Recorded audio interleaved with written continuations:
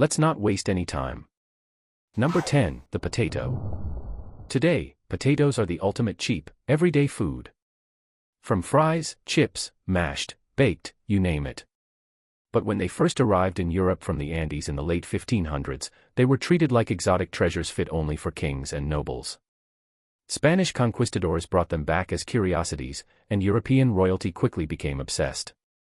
The French court under Louis XVI grew them as luxury garden ornaments, and Marie Antoinette famously wore potato blossoms in her hair as a fashion statement. Ordinary people feared them. Rumors spread that potatoes caused leprosy, infertility, or were poisonous because they belonged to the nightshade family. In some regions, eating potatoes was seen as barbaric or even satanic. Farmers refused to grow them, believing they corrupted the soil. Governments had to launch propaganda campaigns to convince peasants to eat them. In Prussia, Frederick the Great ordered soldiers to guard potato fields and even staged fake thefts to make them seem valuable. In Ireland, potatoes eventually became staple food for the poor, but initially, they were royal delicacies served at lavish banquets with elaborate preparations.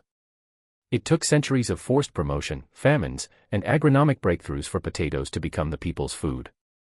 Today, over 370 million tons are produced annually worldwide, feeding billions. That humble tuber once worn as jewelry by queens is now the fourth most important crop on Earth. Next time you grab fries, remember they were once too fancy for commoners. Number 9, vanilla. It is in everything today. Ice cream, candles, perfume, cola. But for centuries after its discovery in Mexico, it was one of the rarest and most expensive flavors in the world, reserved almost exclusively for Aztec emperors and European royalty. The Aztecs called it Tlaxcatl, a strange name, and used it only for elite chocolate drinks served to Montezuma. When Cortés brought vanilla to Spain in the 1520s, it remained a closely guarded luxury. The hand pollination process was unknown outside Mexico.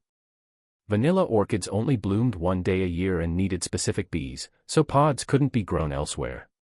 For 300 years, Mexico had a monopoly, exporting vanilla only to Spanish and French courts. Kings and queens flavored their chocolate, desserts, and even medicines with it. In France, Louis XIV tried growing vanilla at Versailles but failed. Thomas Jefferson smuggled beans to America after tasting vanilla ice cream in Paris. It was still elite. Vanilla was more expensive than silver by weight in the 1800s. Poor people never tasted pure vanilla. The breakthrough came in 1841 when a slave on Réunion Island discovered hand pollination, breaking the monopoly. Prices crashed, and vanilla became accessible. Today, Madagascar produces 80% of the world's vanilla, but natural vanilla remains pricey. That flavor we sprinkle casually was once rarer than gold and served only to emperors. Number 8, pineapple. Pineapples are cheap supermarket fruit today, but in the 1700s, they were the ultimate royal status symbol. The king of fruits. Native to South America, Columbus brought them to Europe in 1493. They couldn't be grown easily in cold climates, requiring expensive hothouses called pineries, heated by furnaces and manure. Only the wealthiest could afford them. A single pineapple could cost the equivalent of $8,000 today. Kings like Louis XV and Charles II of England cultivated them obsessively. In England, owning a pineapple meant you were fabulously rich. You could rent one for parties to display on tables without even eating it. Hostesses placed pineapples as centerpieces to show off wealth. Catherine the Great of Russia adored them, and George IV had them carved into crown jewels. Sailors bringing pineapples from the Caribbean became legends. The fruit symbolized hospitality and luxury, hence pineapple motifs on furniture and architecture. Growing techniques improved in the 1800s with Azores imports, but pineapples remained elite until canning in the early 1900s. Today, billions consumed yearly. That spiky fruit once rented as party props is now pizza topping. Number 7, turkey. Turkeys seem quintessentially ordinary today. Thanksgiving staple, deli meat, cheap protein. But when they reached Europe from Mexico in the 1500s, they were exotic rarities served only at royal feasts. Spanish explorers brought them back, and they quickly became favorites at noble tables. Henry VIII was reportedly the first English king to eat turkey, and by Elizabeth I's reign, they appeared at royal Christmas dinners. Common people rarely tasted them. But turkeys were expensive to raise and seen as luxury game birds. In France, they were called dindon and reserved for aristocracy. Farmers preferred geese and chickens, easier to keep. Turkeys symbolized New World wealth and exploration. In England, they were so elite that eating turkey marked high status. It took centuries for breeding improvements and farming to make them affordable. By the 1800s, they became more common but still special occasion food. Charles Dickens helped popularize turkey with A Christmas Carol. Today, Americans eat 46 million turkeys at Thanksgiving alone. That bird once exclusive to kings is now supermarket staple. Number 6, black pepper. Black pepper is the cheapest spice today, on every table. But for thousands of years, it was worth its weight in gold, reserved for emperors and the ultra-wealthy. Ancient Romans paid enormous sums for pepper from India. Nero reportedly used it extravagantly. Alaric the Visigoth demanded 3,000 pounds of pepper as ransom when sacking Rome in 410 AD. Medieval Europe called it black gold. Only royalty and nobility could afford significant quantities. It was used as currency, dowry, and rent payment. Spices were so valuable they motivated exploration. Vasco da Gama sought direct routes to bypass Arab monopolies. Pepper was believed to have medicinal properties and mask spoiled meat taste, making it essential for the rich who ate lots of meat. Poor people used herbs. The Dutch and Portuguese fought wars over pepper islands.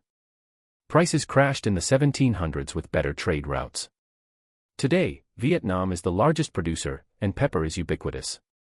That spice once more valuable than gold seasons billions of meals daily. Number 5, sugar. Refined sugar is everywhere today, cheap and often criticized. But for centuries, it was a rare luxury known as white gold, consumed almost exclusively by royalty and the wealthy. Originating in New Guinea and refined in India, sugar reached Europe via Arabs. Medieval Europeans used it sparingly as medicine and spice.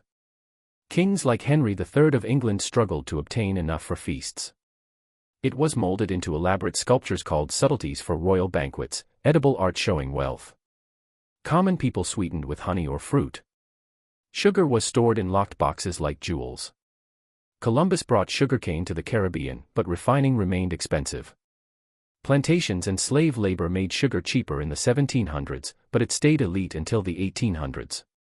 British aristocracy consumed massive amounts in tea, desserts, and preserves. The working class got access later, contributing to health issues. Today, there are over 180 million tons produced annually. That crystallized luxury once sculpted for kings is now in every kitchen. Number 4, tomatoes. Tomatoes are basic salad and sauce ingredients today, but when introduced to Europe from the Americas in the 1500s, they were grown only as ornamental plants in royal gardens.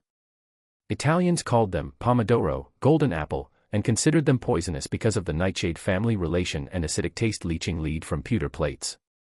Aristocrats grew them for beauty, not eating. Poor people feared them as poison apples. Wealthy Europeans used tomato plants as table decorations. It took centuries for acceptance. First in Italy as food for the brave, then spreading north. French royalty eventually embraced them. In America, Thomas Jefferson grew them, but many believed they were toxic. The 1800s saw acceptance after immigrants proved safety. Today, over 180 million tons grown yearly. That poison fruit, once ornamental for nobles, is global staple. Number 3, chocolate. Chocolate is everyday treat today, but its history as royal luxury spans millennia. The Maya and Aztecs reserved cacao for nobility and warriors, commoners rarely tasted it. Montezuma reportedly drank 50 cups daily. When Cortés brought it to Spain in 1528, it remained court secret for nearly a century, sweetened and served hot to royalty. Spanish nobles kept the recipe hidden, monopolizing production. It spread to France via royal marriage. Louis XIV court adored it. Chocolate houses were exclusive gentlemen's clubs. Solid eating chocolate invented in 1800s remained expensive. Poor people got access late 1800s with better processing. Today, it is a $100 billion industry. That bitter drink once for emperors is global comfort nowadays. Number 2, asparagus. Asparagus is ordinary vegetable today, but Romans cultivated it for emperors, and it remained elite for centuries. Louis XIV grew it in Versailles hothouses year-round. It was prized for supposed aphrodisiac and medicinal properties. Common people rarely ate it. It was too difficult to grow and harvest. In the 1700s, it was fashionable among French and English aristocracy. Canned versions in 1800s made it more accessible. Today it is widely available. That royal spear once grown for kings is now supermarket regular. Number 1. Spices like cinnamon and nutmeg. Spices were ultimate royal luxuries: cinnamon, nutmeg, cloves worth more than gold. Arab traders controlled routes, inflating prices. European royalty paid fortunes. Nutmeg was so valuable that wars were fought over islands producing it. Common people used local herbs. Age of exploration driven by spice quest. Prices dropped with new routes, but spices stayed elite until 1800s. Today, spices are cheap and common. Those flavors once owned by kings, now season everyday meals. That's all for today. I'll be making similar videos in the future. Subscribe to see them.